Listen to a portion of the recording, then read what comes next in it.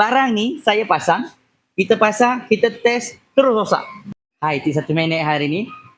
Okey, hari ni siapa cakap barang baru tak rosak? Ni sini main sini tengok. Okey, depan saya ni ada absorber. Okey, absorber Citra ni. Okey. Apa jadi? Barang ni saya pasang, kita test, terus rosak. Pasang test terus rosak tau. Bukannya kita pakai jalan-jalan semua, tak tau. Ni tengok. Ni buat daripada gas tu. Dalam ni dia masuk gas tau, bukan minyak. So sepatutnya kalau gas, dia punya apa nama ni, sharp ni sepatut naik tau. Sekarang ni tak naik. Nampak? Saya tekan keras ke.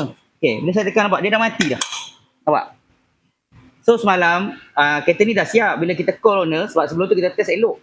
Kita call owner, kita dah siap. So masa owner datang tu saya test lagi sekali. So bila saya test lagi sekali, kita naik turun Bongo tu rasa macam pelik. Saya rasa macam dia terus jatuh tau, macam tak ada rebound.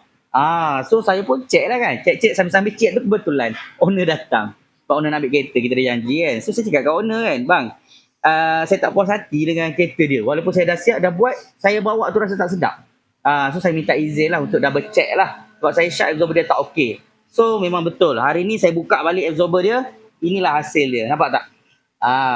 So itu saya cakap. Kalau ada masalah bila kita repair kereta ni, relax.